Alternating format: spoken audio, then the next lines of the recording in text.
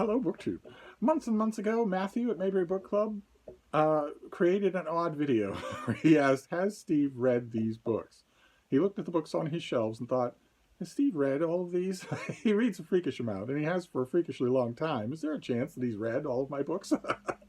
So he put a video together, made a list of books, and simply asked the question, and it caught on. A whole bunch of people wanted to know, has Steve read these books? So it was a little fad, and it was a ton of fun. And then it ran its course and quieted down until just recently, when Daniel at Guilty Feet revived, as Steve read it, for season 2, in which a whole new round of people, many of whom didn't have BookTube channels when the first round went out, are asking the question, has Steve read these books? Now, we have some ground rules here. 8 is the number of books that we've set on, so not 20, not 30, not 40, not 50, but 8 would be one ground rule. Another ground rule would be you either have to have read it or have it in your library, but you can't just go to Goodreads or the Library of Congress and find some book that you know nothing about and that you're hoping I know nothing about. It shouldn't be extraneous like that, and it also shouldn't be extraneous in the sense of picking a book that you know I haven't read. You know, an outdated technical manual or a 1990 language instruction book or something like that. Something so niche that there's no chance. It's the wildest stroke of luck if I would have read it. And also another ground rule, not that it really needs saying, but that you shouldn't be an a-hole about it, right? This is all done in the sense of great fun. You shouldn't be making your video out of anger or to one-up me or anybody else or anything like that. That's sort of part and parcel with the other ground rules. And season 2 has caught on, just like season 1 did. These videos are flying all over the place. And just like season 1, they're enormously fun to watch because people are going to...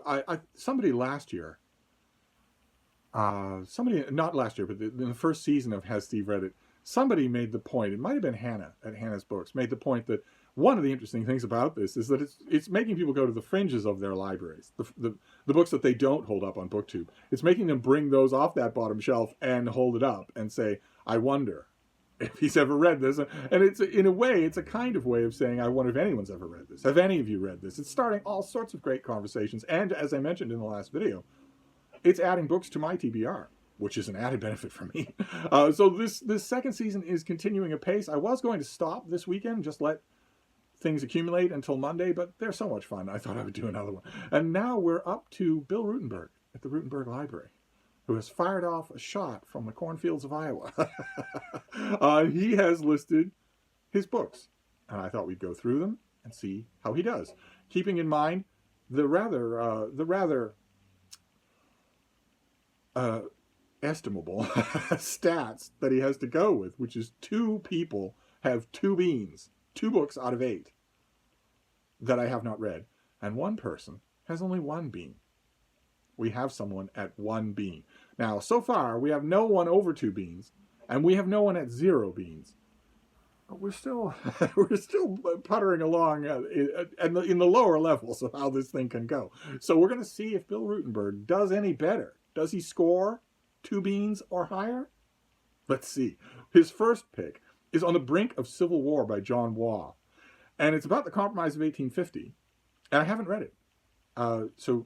Bill finds the Compromise of 1850, that whole lead up to the American Civil War, fascinating. So do I.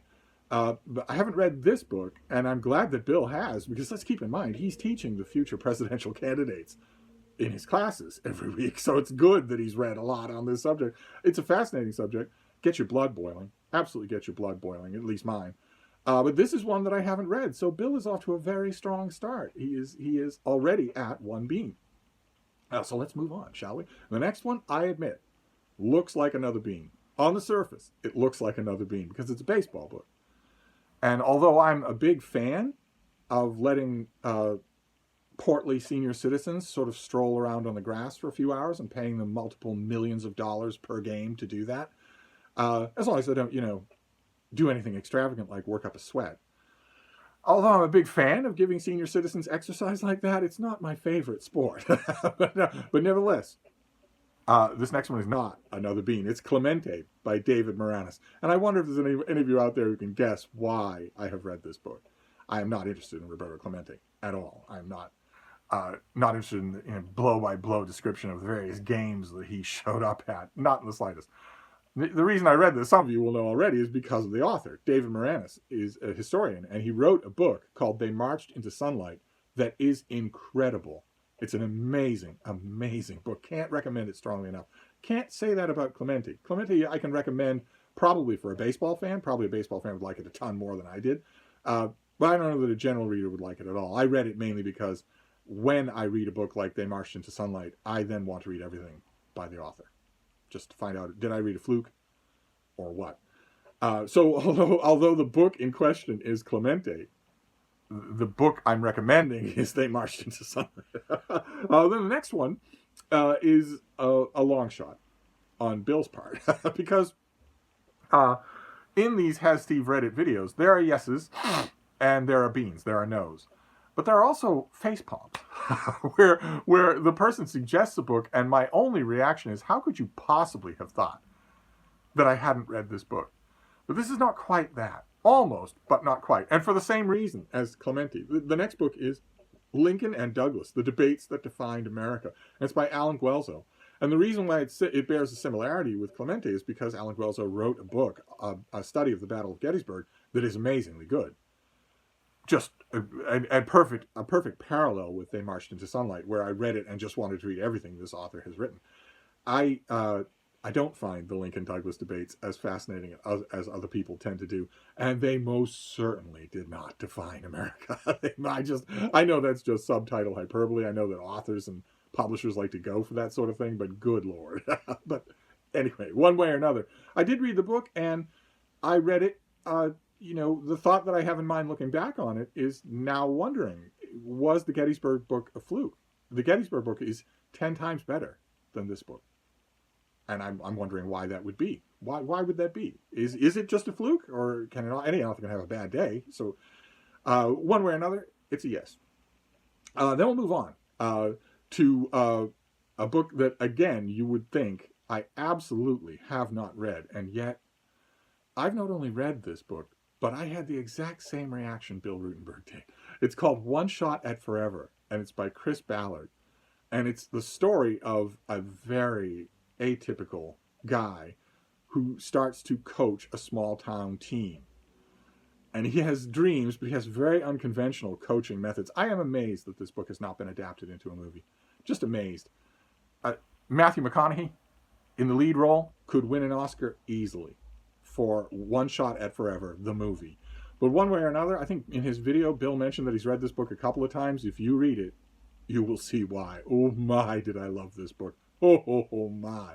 Not my subject at all, but such an incredibly winning story that it's not going to matter. It won't matter if you're interested in baseball or not at all. Or local sports of any kind, or local life at all. So often a book like this, it manages to be condescending to small town life, even if it's not trying to be. And I admit I get my hackles up for that, because I've spent a lot of time in small towns and I love them. And I can't stand how quickly the rest of the country tends to be condescending towards them. If anybody's going to be condescending towards how parochial and inward looking a small town America is, it's going to be me, okay? So to quote Milhouse, that job's taken. But one way or another, One Shot at Forever, no, it's a yes, and an enthusiastic yes. I loved it. Then the next book is The Real Lincoln by Thomas DiLorenzo. And it was a rare experience on Bill's channel, because he himself is a nice guy, despite being nakedly aggressive by making it his entry in this season 2 of Has Steve Read It. He's a nice guy, and he likes to see the good in the things that he reads. He is, in other words, an Iowan. and yet, in his video, he says The Real Lincoln by Thomas DiLorenzo was bad. Not only that he thought it was sloppy, that it was sloppily done, but also that it didn't jive with what he knows about Lincoln, and he knows a fair bit about Lincoln. I have never read The Real Lincoln by Thomas DiLorenzo, and now, thanks to Bill's channel, I most certainly will not. There's enough Lincoln stuff coming down the pipe. I don't need to read the stuff that I already know is probably bad. If it can't pass muster with somebody who Bill is admittedly sympathetic towards Lincoln, but he's also knowledgeable. If it can't pass muster with him, why would I bother? Unless an editor would ask me to review it, but it's old. So it's a no, which means that Bill Ruttenberg currently has 2 beans. But we're not done yet. We're going to press on. The next one is George Washington's First War by David Clary. This is almost a facepalm. Almost. Because my antipathy for George Washington is well known. I think he is a fraud, a deeply evil, inimicable figure. I don't like at all the historical mythology that has grown up around him. I don't think any of it is warranted. And I think you only achieve that hagiography by intentionally lying about things for which we have historical records. We know that Washington was not a military genius. That doesn't need to be an opinion. We have copious records to that effect. We know, despite a forthcoming book's proclamations about Washington the planter and the farmer, we know perfectly well what kind of a slave master George Washington was, and it was not enlightened. At all. Not at all. People often point to the fact that he freed all of his slaves in his will, and don't even think about the mercantile reasons why that would be true. And that maybe it had nothing to do with humanitarianism. We know exactly what he was like as a slave owner. We know exactly what he was like as a president. The only way that you can achieve this glowing saint's life of this guy is to simply lie about him. It's not a question of interpretation. Like, for instance, there's another figure, there are plenty of historical figures I don't particularly like, but with some of them, I don't particularly like them because of my interpretation of the material. Like, for instance, the Duke of Wellington. I would never, in a million years, say that the Duke of Wellington was a fraud. I would never use the same language about him that I use about George Washington, even though on the surface it would look like similar situations. People love Wellington. They venerate him. There are whole books written about his time as a general, whole books written about his time as prime minister. I am perfectly willing to admit that I don't like the person that comes out of those accounts, but I'm not going to call the accounts lies. But whereas with Washington, that's absolutely true. And unfortunately, it's true in this book. George Washington's First War is, as the title suggests, it's about the first war that George Washington not only bungled his way through, but in the case of this book, actually started. By disobeying orders, misinterpreting orders, making all sorts of stupid tactical decisions that a kid just out of West Point wouldn't make.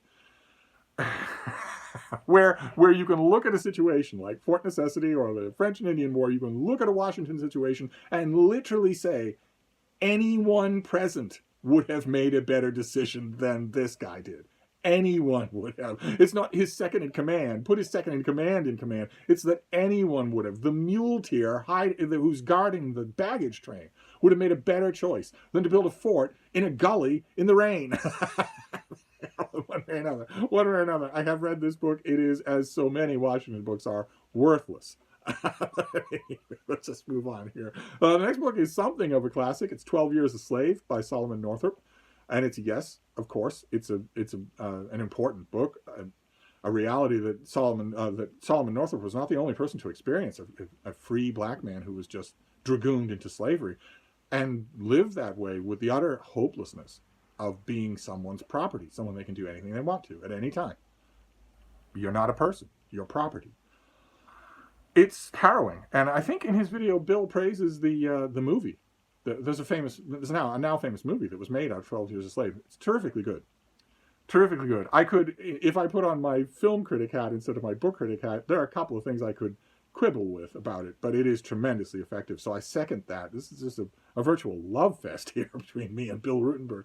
So that's another yes. Unfortunately, the love doesn't extend that far. And then we have his 8th book, The Caning, by Stephen Puleo. And it's almost another facepalm.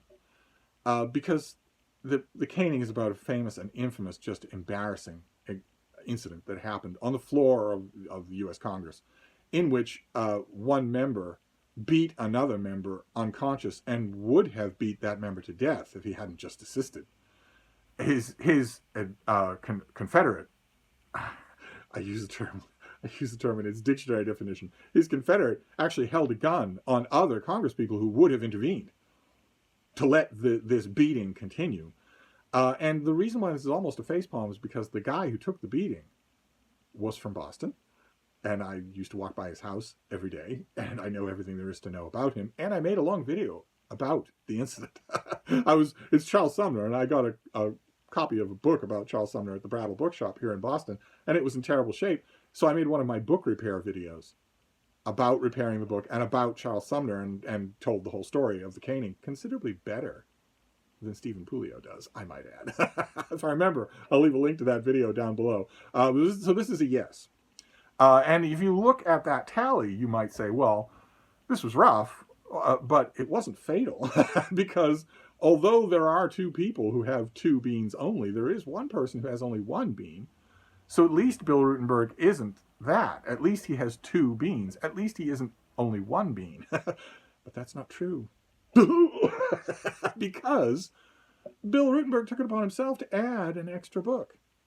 Now that flies in the face of the rules that we have set down, and if you're going to fly in the face of the rules, there must be a certain element of risk. Now, mustn't there? And I think you can guess what that risk is. If you're going to add an extra book, you run the risk of canceling one of your beans. So does that happen to Bill Ruttenberg? Since he starts to fly too close to the sun and add an extra book? Let's find out. His bonus book is John Paul Jones by Evan Thomas. And John Paul Jones by Evan Thomas is a patented Book Time with Elvis multi-facepalm. Because not only have I interviewed this author, I've also reviewed many books by this author for the national and international press. It is inconceivable, of course, just like with David Moranis or Alan Guelzo, in other words, it is inconceivable that I did not read this book. And I did. I did read his book on John Paul Jones. I didn't particularly like it. I thought it was kind of flat. Now, some of you may say, some of you especially who pay way too much attention to my videos may say, well, the only reason you don't like it is because your guy, Samuel Eliot Morison, wrote a biography of John Paul Jones. So, of course, you're going to say all other biographies are bad. But no, it's true. My guy did write a biography of John Paul Jones, and it is terrific. Oh, my. I have said it a million times before on this channel. I'll take a chance in saying it again. You are never, in the normal course of things, as a book buyer, consumer today, you are never going to come across Samuel Eliot Morison unless you find him at a library sale. If you do, you should snap him up. He is a fantastic reading experience. Just fantastic. But that's not the reason, because I could easily imagine someone coming out with my patented 800-page biography, a new biography of John Paul Jones, that I would eagerly embrace. I could easily imagine that. That's happened many, many times to me in my biography reading career, that someone has come out with a book on a subject that had a previous biography or many biographies that I really liked, and I ended up really liking theirs as well. I'm not against that at all. But this one wasn't that. I read it, but it was kind of dull. And I think Bill said that it didn't really wow him either. I'm not sure about that. If the book didn't really wow him, then that would have been a negative reading experience for him. But not nearly as negative as what's happening as a result of this flagrant abuse of the rules, because that costs him a bean. He added an extra book, and it was one I read, and that costs him a bean. So Bill Ruttenberg's total is 1 bean. Oh, that's rough. That was a burn in the 9th inning. That happened just out of nowhere. But I'm sorry, I don't make the rules. Oh wait, I do. So the Bill Ruttenberg episode in How Steve Read It Season 2 was going to be 2 beans, but at the last minute it became 1 bean. So we now have 2 entries with 2 beans and 2 entries with 1 bean. And the door is still wide open. Can any of you do better? Plenty of beans still out there on the horizon. We haven't even got to 4. So I'll wrap this up for now, and we'll see what the next contestant can do. At least the next contestant will probably think twice before they add an extra bonus book. They didn't know it could turn around and bite them in the behind, now did they? Thank you, Book 2.